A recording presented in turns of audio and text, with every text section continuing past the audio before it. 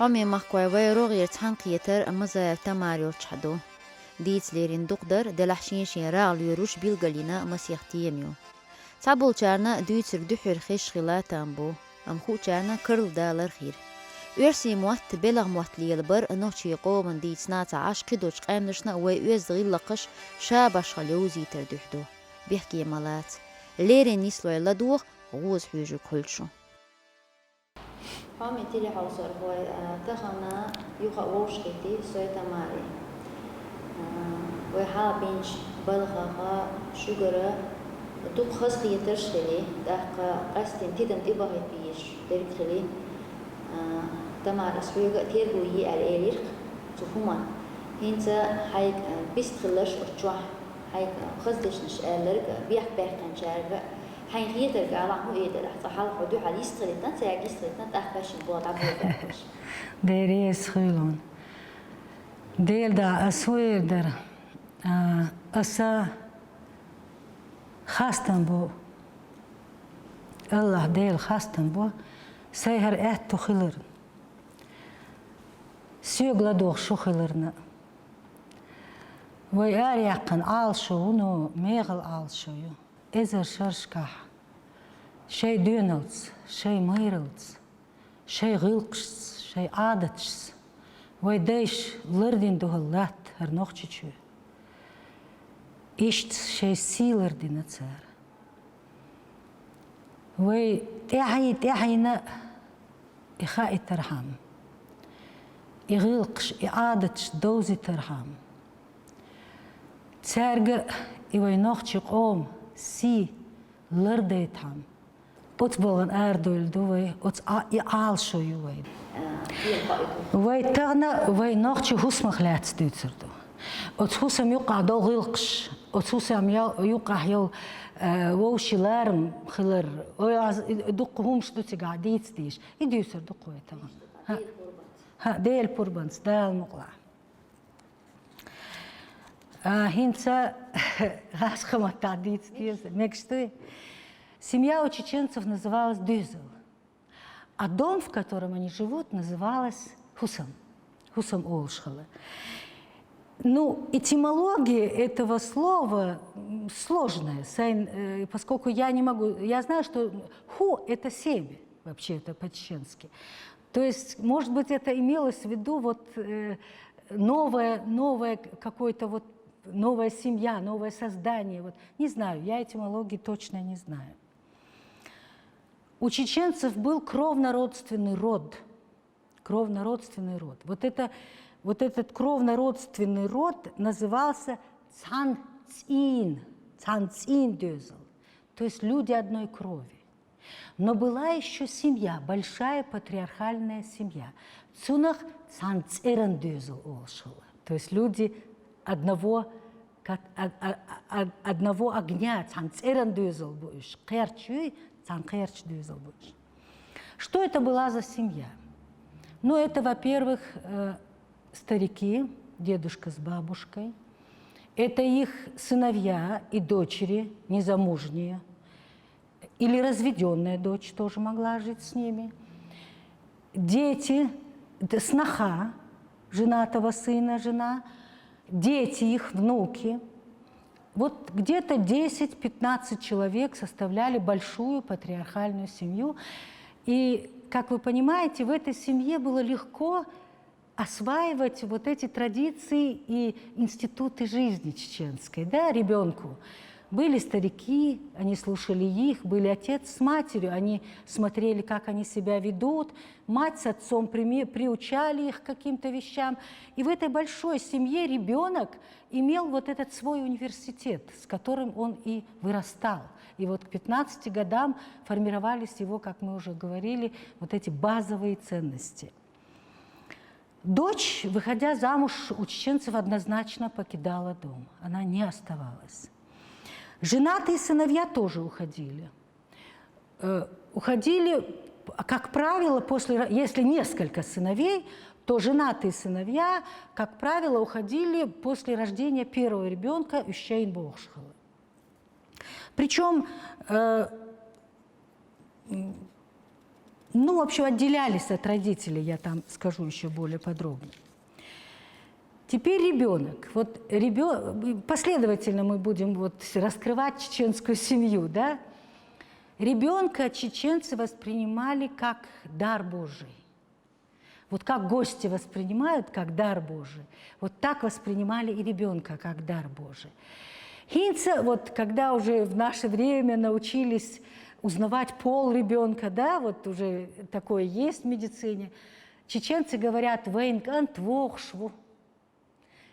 Сообщая эту радость, говорят «вейнкан твохшву» или «вейнкан тьохшу», то есть как посланец, он приходит, понимаете? «Вейн вохшу бах царь». Очень важно, что вот это отношение к женщине, которая ждет ребенка, оно было в Чечне очень особенным.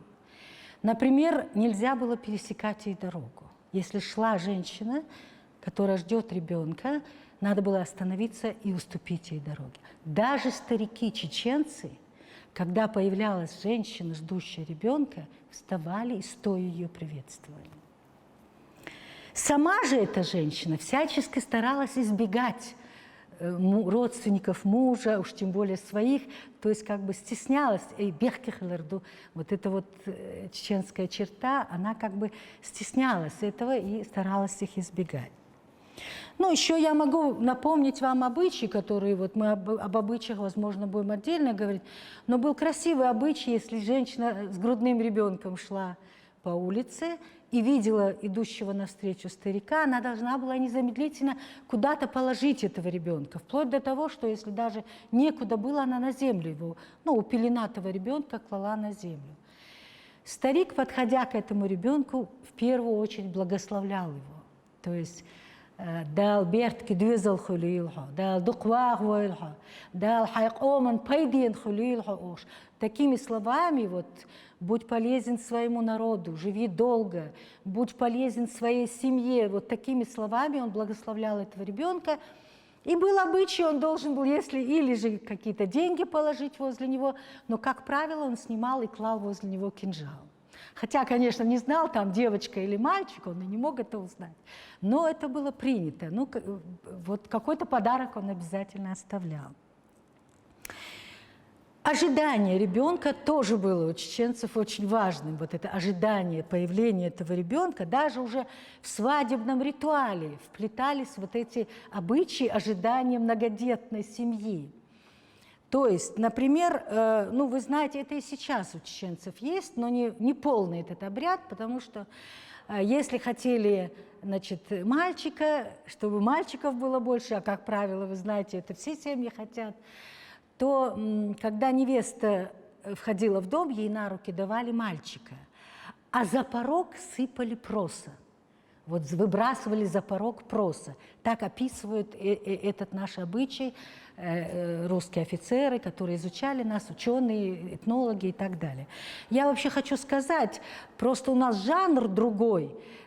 Все, что я говорю, конечно, у меня были и свои информаторы, конечно, я сама чеченка, я внутри этой темы, но кроме того, конечно, когда я пишу статьи и так далее, я всегда ссылаюсь на источники, чтобы вы это знали, что это не какие-то там мои фантазии, да?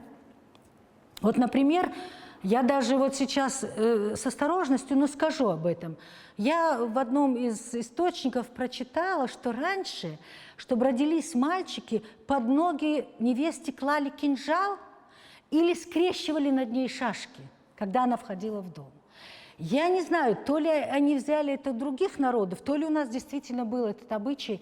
Может быть, кто-нибудь нам это подскажет. Я это озвучила, но то, что на руки давали мальчика, это абсолютно точно.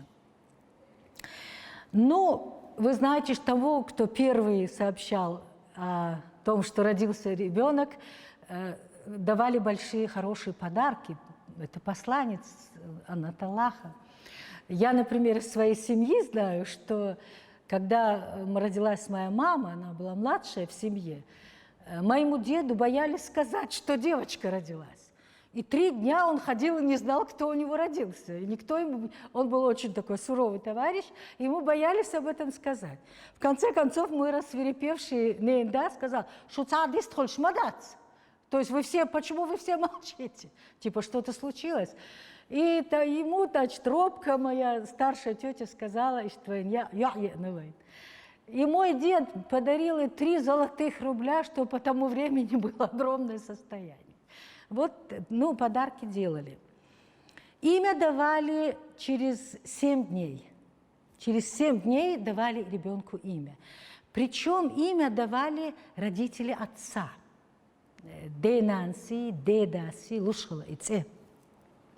Сам отец, конечно, прятался несколько дней, он не появлялся. Ну, это тоже вот наши традиции, да. Вот про имя хочу сказать отдельно. Вы знаете, чеченцы, вот мы на русском языке как говорим? Дать имя или его нарекли именем? Как вы думаете, как говорят чеченцы? Цетылшхылла. Имя надевали. Куй матиллар, кортли матиллар, цетылшхылла. И вслед за этим и цеюжор, куй божур сан яхала. Цоше цеюжин алар бдуй и док яхала. Цоше куй божин сан яхала. Потому что и куй чолар бешхала. Да? Куй молар бешхала, куй уратал де, например, де, то есть я сейчас по-русски скажу, то есть говорили надеть имя. И вот если это имя падает, а оно падало из-за какого-то неблаговидного поступка человека, это был большим позором, и говорили, его имя упало. Как упала шапка вот человека, потому что у чеченцев шапку нельзя было ни в коем случае снять с человека. Шапки, отношение, уважение к шапке было абсолютным.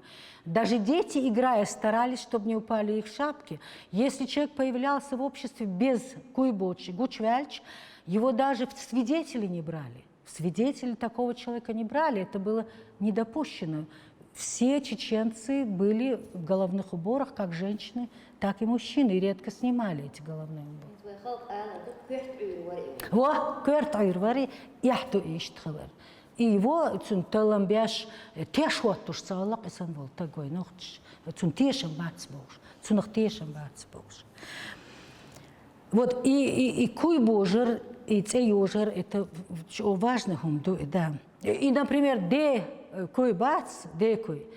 Нельзя было вот эту шапку отца никуда, даже на вешалку повесить, например, на стол положить, на стол. Невозможно, у него было совершенно особое место, и все это знали и очень берегли. То есть это какое-то особое отношение к этому головному убору, которое мне хочется исследовать. Мне кажется, это не просто так.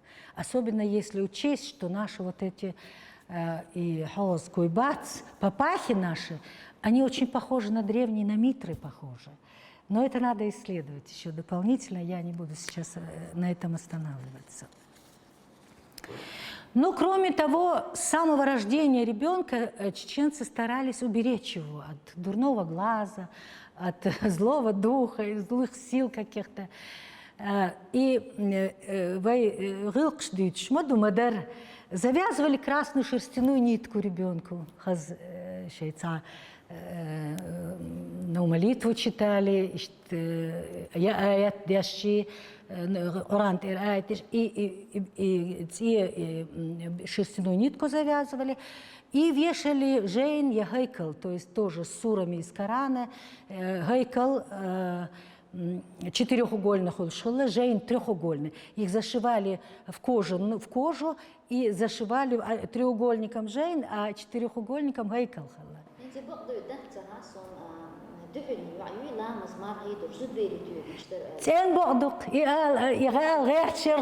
Более того, и зудбер духарин юй, но еще и кроме того, и она сама желательно, чтобы была мокшелш,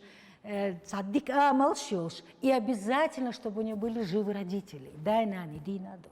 Вот зашивала эти вот талисманы, которые носили дети,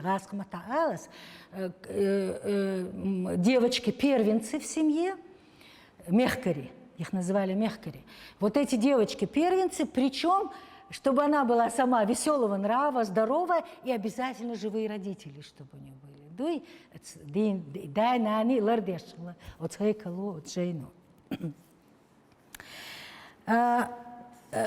Теперь хочу, Асма Аллар и то есть головные уборы носили и женщины, и мужчины.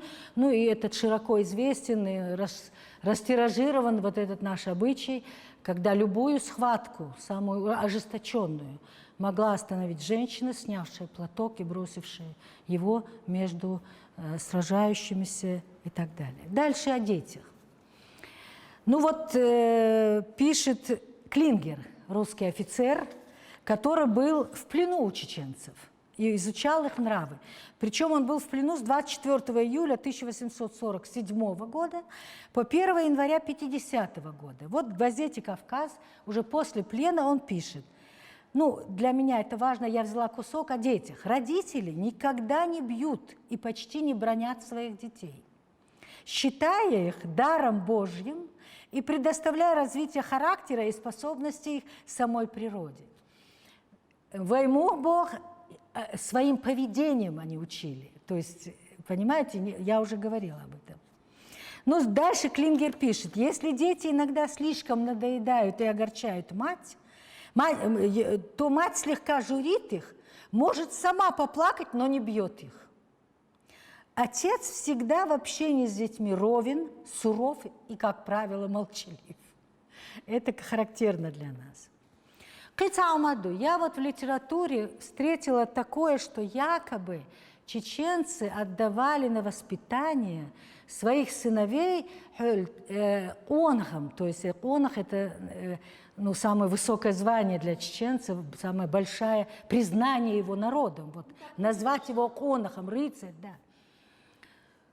Но я имею сомнения в этом. Я не нашла этому подтверждения в чеченской реальности, понимаете?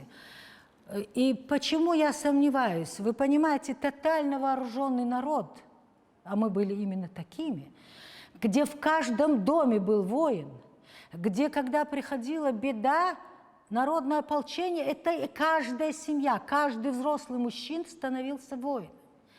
Я думаю, что для чеченских мальчиков эти отцы были достаточно авторитетны, чтобы обучать их воинскому мастерству. И я сомневаюсь, вот у рядом живущих народов аталычество было. Это аталычество, когда отдают ребенка в чужую семью на воспитание. Особенно князья своих детей отдавали на воспитание, прославленным каким-то своим. Но у чеченцев этого не было. Однако у чеченцев было, наоборот, другое. Чеченцам давали детей на воспитание. Достаточно нам вспомнить поэму «Тазит» Пушкина. Помните, вот как он пишет: «Прошло тому 13 лет, как ты в аул чужой пришел, вручил мне прошло тому 13 лет, как ты в аул чужой пришед, вручил мне слабого младенца, чтоб воспитанием своим я сделал храброго чеченца». То есть эта поэма, она очень показательна. Вообще эта поэма «Тазит», хотя там не так много говорится о чеченцах, но говорится очень лестно о наших нравах и о наших. Это ведь старик приводит, когда у этого князя умер один сын, он уже повзрослевшего, воспитавшего сына приводит и отдает ему. И дальше его поведение характеризует чеченцев, но мы сейчас не будем на этом останавливаться, да? Теперь давайте войдем в семью. Как мы уже говорили, мы вот все готовились, наши дети родились, и теперь идет вот их взросление. Эти 4 возраста я вам называла. Я еще раз остановлюсь, не повторяясь, но дополняя то, что я сказала, потому что это очень важно. Ну, как я и говорила, ворал валар, это вот Малика Валарду. И еще раз повторяю, это был момент, с которого ребенка приучали к труду. Вот, после 7 лет он ходил с отцом, с матерью, участвовал вот в каких-то посильных ему трудовые обязанности на него возлагались. Он приобщался к религиозным ритуалам. Он, например, старался 3 дня хотя бы держать пост. Он учился делать молитву пятидневную ламаз, его этому учили. Он становился рядом с дедом, пусть вначале просто наклонялся, не умел это делать, но он делал, за ним следили, постепенно приобщали. После еды он благодарил Аллаха за эту еду. постепенно приучали его к этикету чеченскому. И Мегерду давал, и Мадила давал, вок нагмову, Мегердацу, такими какими-то между словами приучали его постепенно к чеченскому этикету. А теперь 15 лет. Очень важный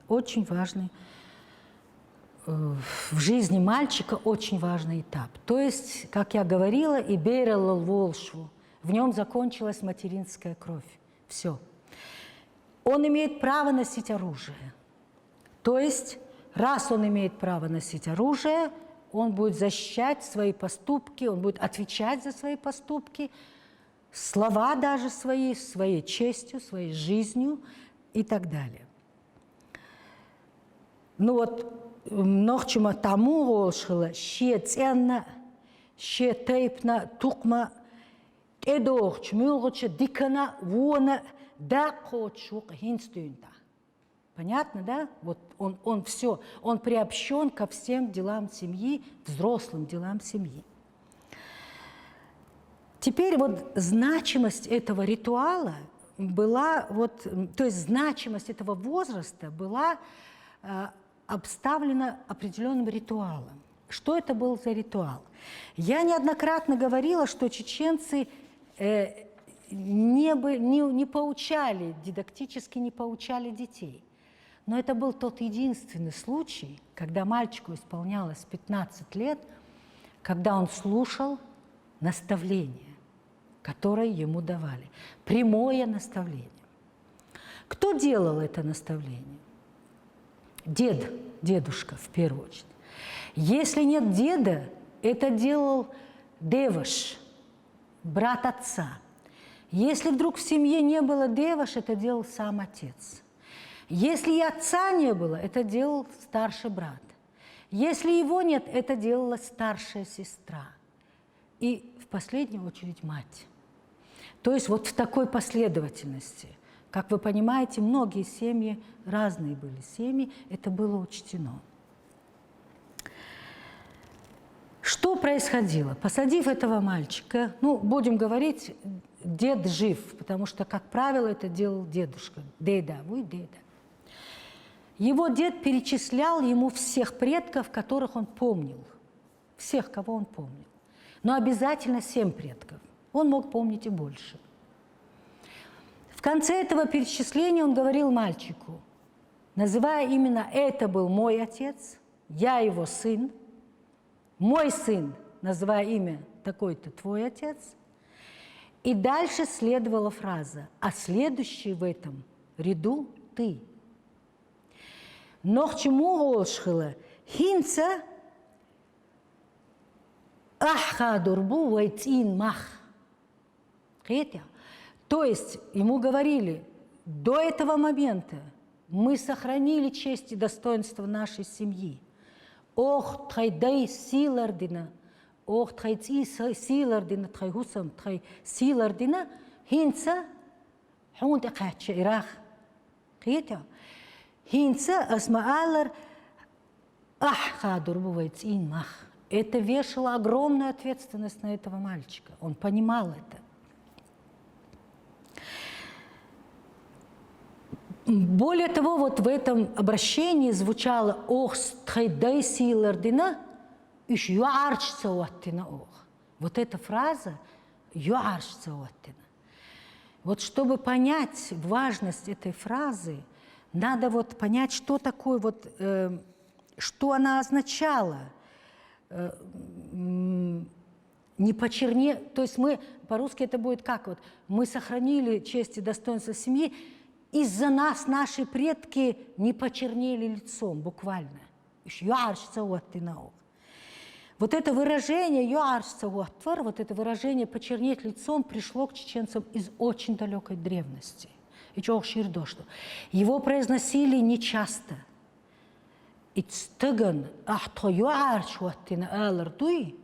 Это страшное было позор, что он это сделал. То есть сказать человеку, ты заставил нас почернеть лицом, это было большим позором. Почему? Если чеченцы верили, что если человек совершал какой-то позорящий их, какой-то неблаговидный, некрасивый поступок, который позорил в целом семью, родственников и целый род, чеченцы верили, что предки падают перед Аллахом, перед Богом, лицом в землю, и просят пресечь позорящий их род. Хадет дюрцар, шаш хюарчит то, что шейтяй хадет.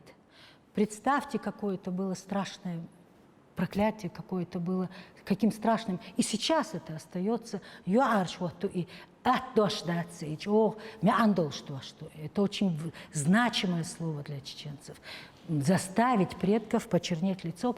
Ни при каких обстоятельствах он должен стараться не сделать этого. Дальше. В этом наставлении мальчик 15-летний получал еще один очень важный урок для себя. Еще одно очень важное наставление. Ему говорили о том, чего он никогда, ни при каких обстоятельствах не имеет права делать. Какие бы обстоятельства у него не были тяжелые, он не имеет права это сделать. Это были две вещи.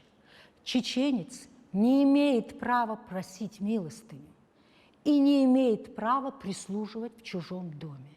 Вот эти две вещи для чеченца мужчины абсолютное табу, равно как и для женщины. Понимаешь, Раиса? Дальше, достигший этого совершеннолетия, мальчик получал очень хорошие подарки от своих близких.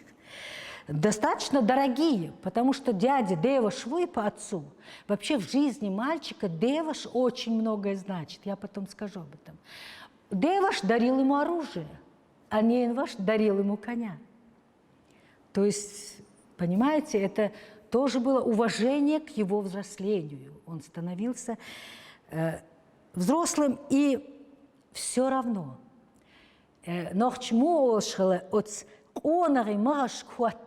Этого было недостаточно. Ему до Гемертуаттер было еще далеко, чтобы встать в ряд Онры Марашкуат, ему было недостаточно. Вы знаете, наверное, да, чеченцы очень много занимались вообще детьми, проводили состязания, игры мужские очень, уводили их, старики уводили их из дома в горы. И амушхил берш бакинах бой ну да шебехки халаритер да сам деваш дедас я мосу берш голдо юрту амушхилыш хулам ничу дигу церга цига. То есть детей, этих 15-летних детей обучали, мальчиков. То есть они еще, конечно, не воины, они только должны были стать воинами, то есть прийти к вот этому следующему возрасту. И их обучали деды, их обучали дяди их. Ну, отец стеснялся, как правило, сам не занимался своим сыном, занимался, может быть, племянником, а вот его сыном мог заниматься дядя. Ну, главное, в селе были старики, которые уводили детей, вместе их собирали и обучали воинскому мастерству. Но при этом были и особые такие состязания, которые этот мальчик, то есть его как бы должен был выдержать, вот какие-то испытания. Ему проводили особые испытания, которые он должен был выдержать. Ну, например, я вот интересовалась этим и вот нашла эту информацию, там несколько перечислю. Например, при полном вооружении, с вытащенным кинжалом из ножен, он должен был взбежать на огромный валун, не дотронувшись рукой. Или, например, он должен был разрубить одним ударом кинжала связку кизиловых прутьев, толщина которого была толщиной его талии. Вы знаете, вот это полное тело чеченцы не просто не культивировали, не эстетизировали. Достойным должно быть как у женщины, так и у мужчины. Тело должно быть достойным. Я вот, может быть, перескакивая, скажу, но чеченцы, еще раз повторяю, эстетизировали достойное тело. У нас даже, ведь, знаете, нет пиршественного стола, потому что публичное чревоугодие считалось неприличным. Это неприлично. У нас даже на свадьбе еда не главное. Покушают, но все идут веселиться. То есть нету вот этого культа еды вообще нету, вот, который вот пиршественный стол, это особый культ еды. Ну вот это вот, поэтому какая талия, то и разрубишь, давай, голубчик. Или, например, были такие ручные мельницы, каменные у чеченцев. Привешивали к ногам мальчика, и они вдвоем, соревнуясь с другим, должны были обойти с ним, пробежать 3 села, причем не оглядываясь даже на лай собак. На оклики не оглядываясь, вот добежать и кто вперед. В общем, вот такие состязания устраивали, чтобы... Конечно, они были нелегкими. Вот даже сейчас скажешь, как это сделать, это трудно. Но и воинов-то неординарных воспитывали, не каких-нибудь, да? Представьте, каждый чеченец был воин. И воспитывали их, готовясь к этому. Я вот фильм один видела, может быть, стоит это рассказать. Он очень показательный. Это голливудский фильм, «Марлинг» называется. Там Омар Шариф играет, может, другие видели. И там английскую королеву спрашивают, почему вы так жестоки к своему сыну? На что она ответила, говорит, вы знаете, я так люблю своего сына, что не могу позволить себе роскошь быть к нему доброй. И Бог, куда это? Что значит? То есть я его готовлю к жизни, которая отнюдь не будет к нему доброй, понимаете? Вот. Но теперь я хочу напомнить вот это реметуаттер возраст. Я еще раз повторяю, это вот есть такое понятие и в Европе, и в России возраст достойного мужа. Вот он достойный муж. Это не муж жены имеется в виду, а достойный мужчина. То есть он становится уже зрелым воином. Этот мальчик уже прошел испытания. У него зрелый дух, то есть, как я и говорила, вот Кала Кагатея, да, в здоровом теле здоровый дух. Но, кроме того, к нему были и другие требования. Например, он должен быть человеком, мужчиной, который строго следует чеченским адатам, не нарушает их, который уже создал семью и является в этой семье непререкаемым авторитетом. То есть его слово идет для всех членов его семьи. То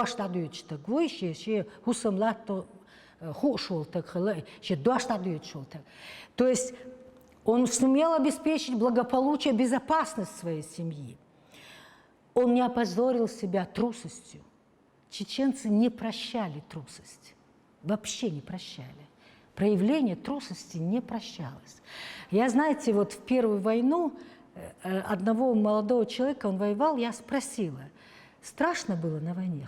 Мугдар, вот. И страшно, да, царборченки, шепел, дабакита, лета. Конечно, страшно. Страшно, под пулей становится страшно. Но ты не можешь это сделать. То есть культура твоя, твои внутренние айдолы, что не дают тебе проявить трусость, потому что ты понимаешь, что ты после этого не сможешь жить среди чеченцев. Да? Вот не было, поэтому не проявил трусость, да? не опозорил себя трусостью, подлостью и жадностью. Это тоже было очень важно. Представь, никого, даже и пистагуи, имел майр велах цунахкунах олшцала. Имел майр велах. Пистагах вообще реметтуэттен тагу кунах алиш цала. Ну и, как я уже говорила, 64 года. Вот я, когда в прошлый раз не учла, что, говоря на русском языке, развязывают пояс, те, кто не в теме, не понимают. Развязывать пояс – это означает снять оружие. Он снимает оружие, не буквально пояс развязывает. Это транслитерация, это буквально перевод. А это означает, в 64 года он снимал с себя воинские обязанности и переставал быть субъектом кровной мести. То есть и он не воин уже, вот. И самое главное, многие, я еще раз повторяю, старики до конца жизни оставались воинами. Не снимали, не развязывали этот пояс, понимаете? Но что это значило для него? Вот, Это возраст тоже был очень важный после того, как он снимал оружие и переходил вот в ранг вот таких старцев, да? Во-первых, он активно начинал участвовать во всех мероприятиях своего тейпа, своего рода, своей семьи. У него время появлялось для этого. Дальше он нес ответственность за свою большую семью, как деда, да? За адаты, которые там соблюдаются, за порядок, за следование чеченским нормам, ценностям и так далее. Он нес за эту семью ответственность. Ну и он и по жизни ее нес, но и продолжал. Хотя там уже выросли сыновья, все равно на старике там лежала ответственность. И особо важной миссией этих стариков было улаживание конфликтов в Чечне. Перемирие создавать, маслаттер, это была их очень почетная и важная обязанность. Понимаете? Вы знаете, вот образно говоря, чеченцы не признавали правительство как таковое, вот, как аппарат насилия государства, да? А вот эти старики и были правительством. Что они решали, то и должно было быть.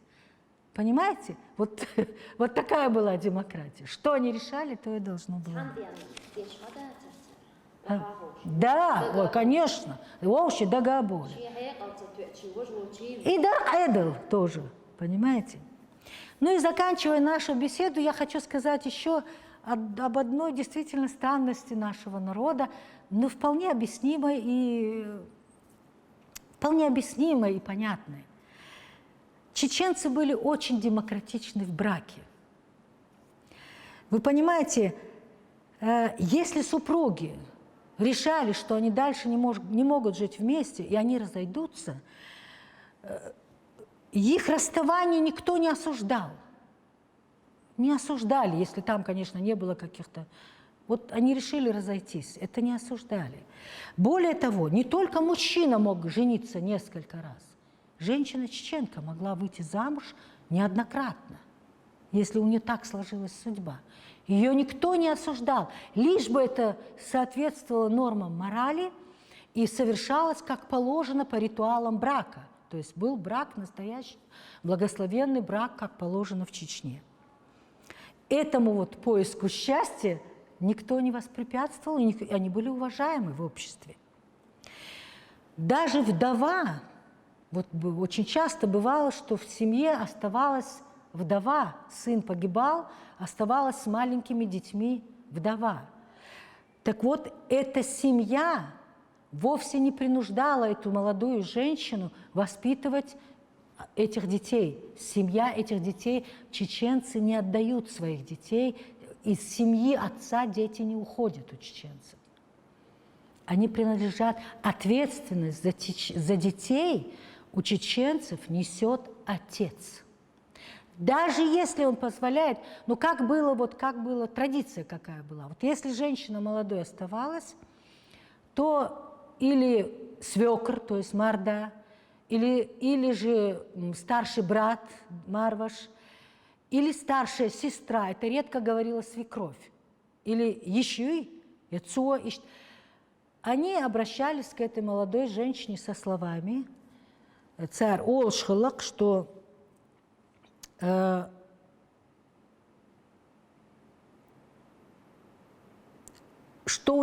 они не обязывают ее оставаться в этой семье и растить этих детей. Они не возлагают. «Ога тхайберш кобрду». Но он тхуец аяляй. Мы рады будем, если ты захочешь остаться с нами. Мы поможем тебе растить этих детей. «Ог тхайбелук дирду, ог тхунак остал дирду». Но хажимью, ты еще можешь, ты молода, ты можешь создать семью. И мы благословляем тебя на эту семью. Почему? Потому что чеченцы создание новой семьи всячески приветствовали. Эти же родители, потерявшие отца, говорили: «Ахус хахусам хэлч, хокт хабери ижри вежри хырду». То есть у наших детей будут сестры и братья еще, а это уже богатство. Что в Чечне считается самым большим богатством? Большая семья. когда много братьев, сестер, это действительно большое богатство. И между ними есть согласие. Более того, мать чеченка, которая, послушавшись, ушла, создала другую семью, она всегда имела доступ к своим детям, могла участвовать в их горестях и радостях. И не только она. Все родственники матери не порывали связь с семьей, где живут их внуки и племянники и так далее. И на горе, на радость всегда были там и участвовали в жизни своих внуков, в том числе племянников и так далее. Дикна вона и шейбеш и гергалуш хадуш цахала, янанс хадуш цахала, яцюна хадуш цахала. Вот это особенность у чеченцев, потому что вы, наверное, знаете, вот рядом вдовы очень много, даже у грузин, у армян, даже вот этот черный вдовий цвет, который они носят, очень редко, даже ингуши, вот рядом с нами живущие, очень редко, потеряв супруга, выходили второй раз замуж. Вот этот демократизм был именно вот нам присущ особенно. Вот это благословение девочки и ответственность за детей, которую несет семья отца. Она может остаться и может жить со своими детьми. И тогда она в их доме и под их защитой. Но она может уйти, создать семью. И эти дети, которые там родятся, родители ее бывшего мужа принимают как законных братьев и сестер своих внуков и племянников. Понимаете, это, мне кажется, очень гуманно. Если учесть, вот я все время возвращаюсь к этому, в каких условиях мы жили и какая история у нас была, как много погибало у нас мужчин, это, конечно, было очень оправданно и, на мой взгляд, очень достойно. قحيا ققصار شيء قام ديب قحيا ققصار ويلي نصار اتخلقن قيتا ايس лекцияш юолош сай студентшка ол гуттар шаш нохчи хылардиц мадилаш и нохчи йоқц эюшун шухул الدنيا نيستي دختش شون نجحسن شون إنجلس ماتخا قيمة نشد قدوق شون خا سامو تامش بير بتسان شينا خا إمات نشون تعلاتش تقام دلح تا إستوري لح تا كولتوري لح شو شيء موت بلح شو شيء غلقش دلح أقتان شو إنزري إنتريسنا خيتسان خيتي الدنيا وي أسقط عما أول هوق دنيا نح ساقام شاغوش دال مدات هر ديل لان بي ديل بوربانس بي حل بابوا نوفا غوينيا دول موسوقام إيش دي андох дюнте. Он эльч рант амоэльду. Я создал вас племенами и народами, чтобы вы узнавали друг друга. Это массера щеше латту, щеше قامدو شي يحيى أتقوم شي غلق شي إيشر شي وين جيش قال نش ديز سان شي قيهم شيز وي خلغر شي إيش وي ويش يحيى يحيى تسخلش هما يات هتانا يشوات هتانا интересный ват قيت Хамаду, вот я иногда спрашиваю своих студентов, что такое Родина вообще? И Родина Бог. Почему простая территория называется Родиной? Почему? Почему даже чеченец, рожденный в Австрии, говорит, моя Родина там, вот в этой Чечне? Англичанин, всю жизнь проживший в Индии, говорит, моя Родина там, в Англии, в графстве Суссекс. Понимаете? Родина – это то место, где твои могилы предков. Это территория, где находится, которая на километры вниз захоронена твоими могилами твоих предков. Отсюда ол Родина. И лариос ценой жизни, и ездаль, езкуэллан. Қиета. Войнохчик ам, қиеч амел, не лучше мы, дикадац, яшнадац, қиета. Вы вещь историю, вы вещь культуру, вы вещь яхью, вы вещь гылкшту. Иш дез ша нохчевила.